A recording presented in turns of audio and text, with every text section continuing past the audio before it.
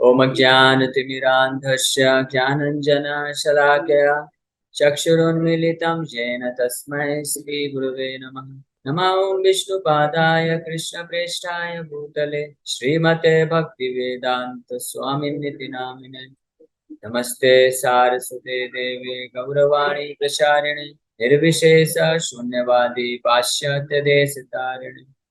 जय श्री कृष्ण चैतन्य प्रभु नित्यानंद श्री अद्वैत गदाधर शिवासादि गौर वृंद। हरे कृष्ण कृष्ण कृष्ण हरे हरे, हरे राम राम राम हरे हरे। हरे कृष्ण। रामाय रामभद्राय रामचंद्राय वेदसे रघुनाथाय नाथाय सीताय पतये नमः। दक्षिणो लक्ष्मणो यस्य वामे च जनकात्मजो गुरुतो मारुतिर्यस्य तस्मै श्रीरामाय नमः। हरे कृष्ण। तो आप सभी भक्तों का हार्दिक स्वागत है आज के राम कथा में। तो आज हम लोग चर्चा करेंगे फर्स्ट कैंटो जिसका नाम है बाल कांड। बाल कांड से के पहले अध्याय का तीसरा श्लोक। कल हमने दूसरे श्लोक पर चर्चा किया था कि वाल्मीकि ऋषि नारद मुनि को अप्रोच कर रहे हैं और प्रश्न पूछ रहे हैं, जिज्ञासा कर रहे हैं, परिपृच्छा अपने विनम्रता पूर्वक पूछ रहे हैं कि संसार में उनका उद्देश्य है भगवान राम के गुणों को और उनके चरित्र के बारे में, उनके लीलाओं के बारे में, उनके भक्त के प्रति जो वत्सलता है उसके बारे में श्रवण करना चाहते हैं नारद मुनि के मुख से।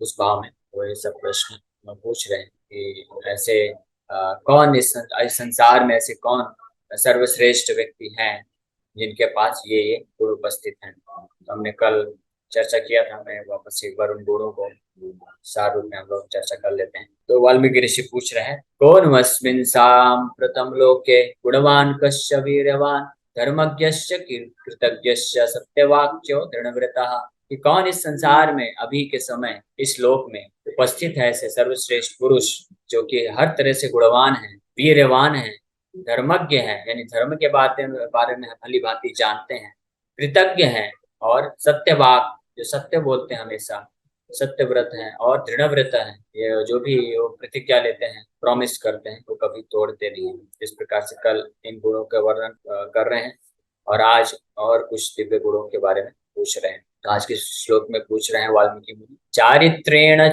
च को युक्त सर्वभूतेषु को हितः विद्वान कः क समर्थस्य कश्चैक प्रिय दर्शनः।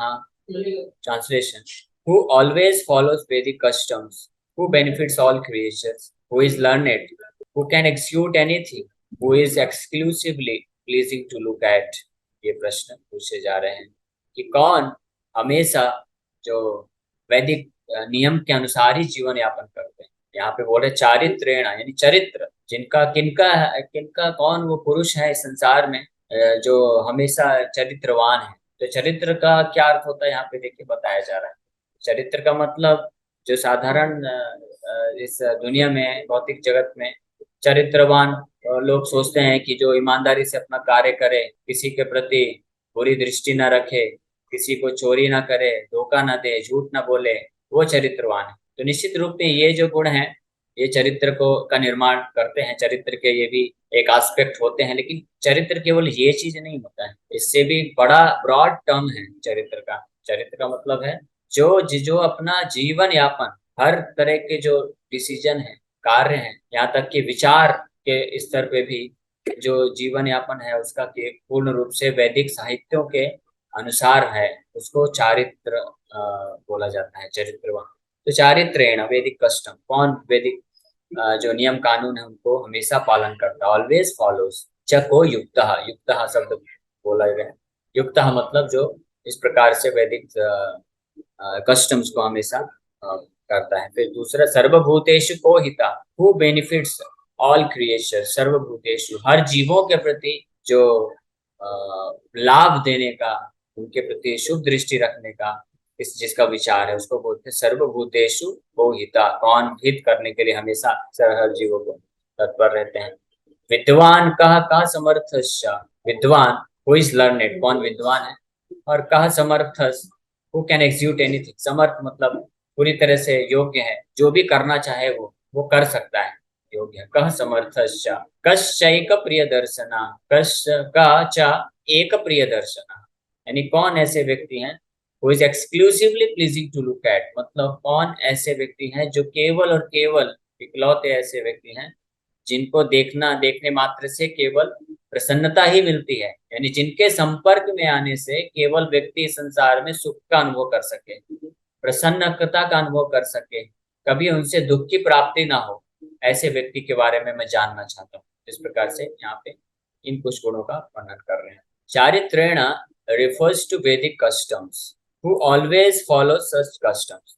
Sri Valmiki's intention is to find out who never ever transgresses authentic Vedic family customs. इस प्रकार से जो कभी भी किसी भी वैदिक नियमों का उल्लंघन नहीं करते हैं, स्वप्न में भी नहीं करते हैं, ऐसे व्यक्ति के बारे में जानने के लिए वाल्मीकि ऋषि यहाँ पे उत्सुक हैं। इसलिए बोल रहे हैं कि चारित्रेण च को युक्त, जो हमेशा चरित्रवान है। हु बेनिफिट्स ऑल क्रिएचर्स सर्वभूतेषु को हिता, who benefits all creatures indicates that he does not consider benefiting himself to be superior to benefiting others, and all creatures सर्वभूतेषु includes those who have offended him। देखिए ये बड़ी विशेष बात है, यहाँ पे श्री गोविंदराज टीका में लिख रहे हैं, वर्णन कर रहे हैं इसका कि सर्वभूतेषु को हितः, इसका अर्थ है कि जो दूसरों को लाभ देने का जो है वस्तु, उसको सुपीरियर मानते हैं, ज्यादा मानते हैं अपने आप को लाभ देने से, उसको बोला जाता है कि सर्वभूतेषु हितः, सर्वभूत हिते रतः, गीता में भी भगवान बोलते हैं। और दूसरा सर्वभूतेषु, जो हर जीवों के लिए लाभ देने के लिए तत्पर है, मतलब ऐसे जीव भी जो उनके प्रति अपराध करते हैं, जो उनको नहीं मानते हैं, जो नास्तिक हैं, जो उनके प्रति कुछ दोष दृष्टि रखते हैं, उनको अपराध करते हैं, ऐसे भी जीवों का भला करने के लिए जो हमेशा तत्पर रहते हैं, और ऐसे जीवों को लाभ देना ही उसी चीज को वो सुपीरियर मानते हैं, ज्यादा मानते हैं अपने को लाभ देने से। तो इस प्रश्न में इस यहाँ पे वाल्मीकि ऋषि भगवान रामचंद्र के इन गुणों के बारे में जानने की उत्सुकता दे रहे हैं। सर्वभूतेषु को हितः, और ये जो गुण है सर्वभूतेषु को हितः, ये भगवान के अंदर है। ये जितने भी गुण हैं भगवान के साथ साथ भगवान के भक्तों के, शुद्ध भक्तों के अंदर भी पाए जाते हैं।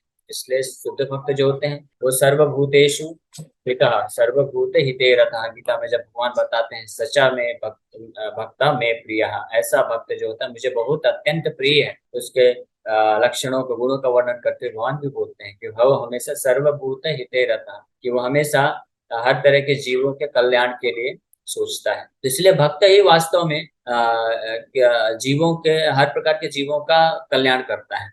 इसलिए श्रील भक्तिवेदांत सरस्वती ठाकुर बोला करते थे कि अगर कोई भक्त है, अगर वो अपना भजन, अपना भक्ति भी अच्छे से कर रहा है, बैठ के हरे कृष्ण कृष्ण कृष्ण हरे हरे, हरे राम राम राम हरे, तो उसके माध्यम से भी पूरे ब्रह्मांड में पवित्रता उत्पन्न होती है और समस्त प्रकार के जीवों को लाभ मिलता है। चर अचर, जो यहाँ तक कि बोल नहीं सकते हैं, चल नहीं सकते हैं, उन जीवों को भी, यहाँ तक कि पेड़ पौधों को भी लाभ मिलता है। जिस प्रकार से केवल भक्ति है सर्वभूत हिते रतः होता है। बाकी जो लोग हैं वो कुछ लोगों का कुछ कल्याण कर सकते हैं, जो भगवान के भक्त नहीं होते, तो कुछ लोगों का कुछ समय के लिए और कुछ सीमित मात्रा में भौतिक स्तर तक का ही कुछ कल्याण कर सकते हैं। आत्मा के स्तर पे वो भी कुछ कल्याण नहीं कर सकते, है ना। पेड़ पौधे का, जीव जंतुओं का वो क्या कल्याण करेंगे, बल्कि इनको तो नष्ट करते हैं। लेकिन भक्त होता है, उसके द्वारा जो कार्य किया जाता है उसके माध्यम से हर जीवों का आत्मा के स्तर पे पूर्ण कल्याण किया जाता होता है, क्योंकि वो हर जीव को भगवान से जुड़ने में मदद करता है। इसलिए भगवान गीता में यहाँ पे बोलते हैं कि सर्वभूत हिते रतः, कि सारे जीवों के कल्याण के लिए वो रत है, यानी लगा रहता है। कौन? मेरा भक्त होता है, इस माध्यम से वो लगा रहता है। और शुद्ध भक्त का ही हमेशा भाव रहता है इस प्रकार से, न केवल जिस प्रकार से भगवान के बारे में यहाँ पे बताया जा रहा है सर्वभूत हिते रतः, मतलब कि भगवान ऐसे जीवों के प्रति भी हित करना चाहते हैं जो उनके प्रति अपराध करते हैं, और उसी प्रकार से उनके जो शुद्ध भक्त होते हैं उनके हृदय में भी वही भाव होता है। श्रील भक्ति सिद्धांत सरस्वती ठाकुर का एक बहुत ही फेमस स्टेटमेंट है, वो बोला करते थे कि let me not desire anything than to do the highest welfare for my worst enemy. तो बोलते थे कि मैं और कुछ इच्छा नहीं करता हूँ, मेरी केवल एक ही इच्छा है। क्या इच्छा है? भक्त को अपने लिए कोई इच्छा नहीं होती।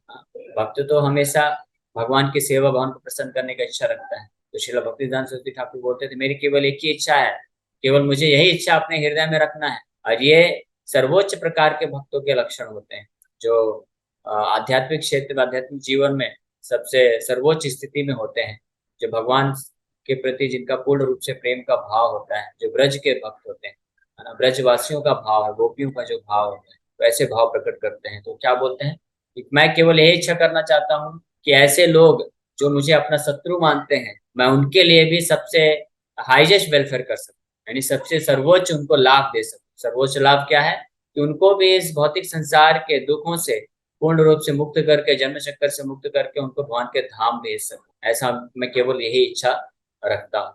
इसलिए श्रील भक्तिवेदांत सरस्वती ठाकुर जो है पूर्ण रूप से प्रचार के कार्य में लगे, और कितना उनको बहुत कुछ सहन करना पड़ा, कितने सारे मायावादी, स्मार्त ब्राह्मण, ये सब लोग, और यहाँ तक कि वैष्णव भी, कई वैष्णव भी, सो कॉल्ड वैष्णव, जो जेन्युइन वैष्णव होते हैं, शुद्ध वैष्णव होते हैं, जेन्युइन वैष्णव मतलब शुद्ध वैष्णव, वो एक दूसरे शुद्ध वैष्णव के कार्यकलाप को हमेशा प्रशंसा करते हैं, उनको सहयोग देते हैं, कभी ईर्ष्या नहीं करते। लेकिन जो सो कॉल्ड वैष्णव होते हैं, यानी जो भक्ति मार्ग में नियोफाइट है, जो जुड़े हुए हैं लेकिन अभी भी अनर्थ है उनके हृदय में, तो कई बार वो शुद्ध भक्तों के कार्यकलाप, स्पेशली ऐसे शुद्ध भक्त जो प्रचार कार्य में लगे हुए हैं, और प्रचार, भगवान के प्रचार कार्य को, मिशन को बढ़ाने के लिए कई बार वो जो है, जो शास्त्रों के जो कुछ प्रिंसिपल्स होते हैं, तो उसको, वो डिटेल्स को चेंज करते हैं, चेंज करते हैं मतलब उसको बदलते हैं, प्रिंसिपल्स को नहीं बदलते हैं, लेकिन उसको देश काल सब परिस्थिति के अनुसार कैसे अप्लाई करना है, ताकि भगवान का सेवा मिशन को आगे से अच्छे से बढ़ाया जा सके। इस हेतु कई बार वो ऐसा प्रतीत होता है कि वैदिक इंजंक्शन के अगेंस्ट जाके कार्य कर रहे हैं, लेकिन वास्तव में वो अगेंस्ट नहीं जाते हैं। तो जो ये कर्मकांडी है, या जो स्मार्ट ब्राह्मण लोग होते हैं, तो कई बार वो उसको नहीं समझ पाते हैं, वो केवल जो रिचुअल्स होते हैं, रीति रिवाज, उसी को बस पकड़ के बैठे रहते हैं, और इसलिए वो लोग ऐसे शुद्ध वैष्णव के कार्यकलापों को न जान पाने के कारण उनका निंदा करते हैं। जैसे कि वैदिक शास्त्रों के अनुसार एक सन्यासी को समुद्र क्रॉस करके नहीं जाना चाहिए, लेकिन प्रभुपाद जी को आदेश मिला कि प्रचार करो वेस्टर्न कंट्रीज में भी, तो प्रभुपाद जी समुद्र क्रॉस करके गए। इसलिए जो सन्यासी लोग नहीं समझ पाए, जो बहुत ही रिजिड थे, तो वो लोग ना समझ पाने के कारण वो निंदा करते थे। इसी प्रकार से फिर जो वैष्णव है, जो सन्यासी है, साधु है, उसको पूरी तरह से विरक्त होना चाहिए। तो ऐसे जब सन्यासी, शुद्ध वैष्णव बड़े बड़े मंदिर बनाते हैं, और जो भौतिक ऐश्वर्य है उसका इस्तेमाल करके भगवान के सेवा प्रचार कार्य को बढ़ाते हैं, तो वो लोग नहीं समझ पाते और इस प्रकार से निंदा करते हैं। तो इस प्रकार से श्रील भक्तिवेदांत सरस्वती ठाकुर को कई प्रकार के विरोधों का सामना करना पड़ा, लेकिन हर परिस्थिति को सहन करते हुए वो अपने मन में यही भाव रखते थे कि किस प्रकार से ऐसे लोगों को भी सही सिद्धांत बता के इनको भगवान के भक्ति में आगे बढ़ाया जाए। तो ये भाव रहता है, ये सर्वभूत हिते रथा का भाव रहता है। और ये भाव शुद्ध भक्त के अंदर क्यों आता है? क्योंकि भगवान के अंदर ये भाव है। और वही चीज यहाँ पे पूछ रहे हैं, सर्वभूतेषु को हिता, तो पूर्ण रूप से कौन है जो हर तरह के जीवों को बेनिफिट देने के लिए लगा हुआ है संसार में। फिर बोल रहे हैं विद्वान और learned indicates that he knows all scriptures.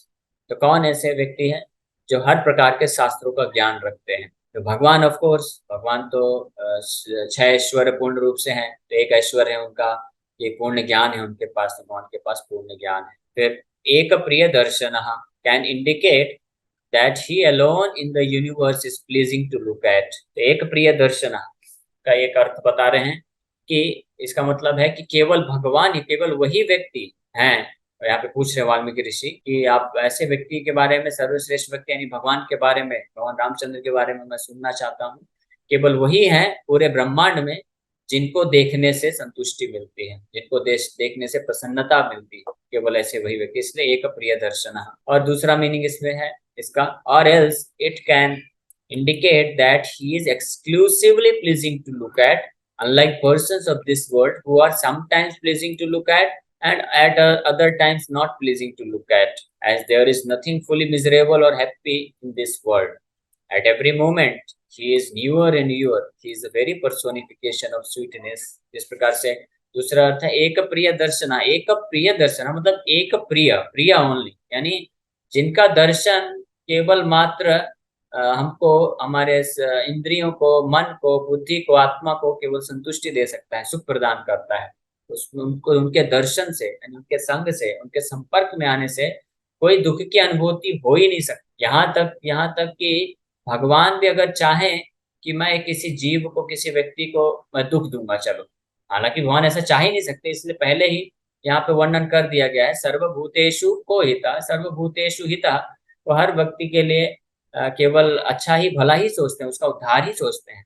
लेकिन अगर मान भी लें कि अगर भगवान कभी डिसाइड करें कि मैं इसका इसका बुरा करना चाहता हूँ, तो भी एक प्रिय दर्शन, ये जो दूसरा गुण बताया गया है, ये इस बात को सूचित करता है कि भगवान इतने दिव्य हैं, इतने गुणों की महानता है उनकी, कि वो चाह के भी किसी का बुरा नहीं कर सकते हैं, क्योंकि उनके संपर्क में आते ही व्यक्ति का उद्धार हो ही जाएगा, हर प्रकार का अंधकार अज्ञानता नष्ट हो ही जाएगा, ये गारंटीड है। जिस प्रकार से अगर सूरज सोचे कि मैं अंधेरा को देखना चाहता हूँ, तो जितना पास में जाएगा अंधेरे के, अंधेरा दूर होता जाएगा, क्योंकि सूरज में इतना तेज है। उसी प्रकार से भगवान का जो पर्सनैलिटी है, उनका जो शरीर है, उनका जो अस्तित्व है, वो पूर्ण रूप से शुभ ही है, शुभ से ही बना हुआ, ऑल ऑस्पिशियस। इसलिए भगवान का एक नाम वास्तव में शिव भी है। शिव जो है भगवान का भी नाम है, भगवान विष्णु का भी एक नाम है शिव। एक उपनिषद में इस प्रकार से भगवान का गुणगान करते हैं, उनको शिव से संबोधित किया जाता है कि ऑल ऑस्पिशियस है, और हर तरह के शुभ दय है, शुभदा है। इसलिए भगवान केवल और केवल व्यक्ति को हर प्रकार से सुख ही प्रदान करते हैं, इसलिए केवल भगवान ही है। बाकी भगवान के अलावा इस संसार में और कोई ऐसा व्यक्ति नहीं है। बाकी व्यक्ति कभी कभी उनके साथ संपर्क में आने में सुख मिलेगा, कभी दुख मिलेगा, उनका दर्शन में कभी अच्छा लगेगा, कभी बुरा लगेगा, कभी अच्छा नहीं लगेगा, लेकिन भगवान ही है। इसलिए कोट किया गया है, तस्मात् दुखात्मकम नास्ति न च किंचित सुखात्मकम। इस संसार में ऐसा कोई वस्तु नहीं है जो केवल दुख दे या केवल सुख दे। केवल भगवान ही है जो केवल और केवल सुख प्रदान करते हैं। तो इसलिए ऐसे भगवान के बारे में वो बड़े तत्परता पूर्वक सुनना चाहते हैं। विद्वान कहा कहा समर्थश्च कश्चा चैक प्रिय दर्शन।